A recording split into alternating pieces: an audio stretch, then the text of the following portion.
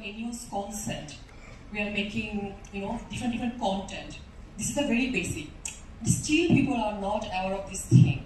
The human rights and also transparency. These are the very basic thing, but we have to build the awareness. Why I'm saying this thing?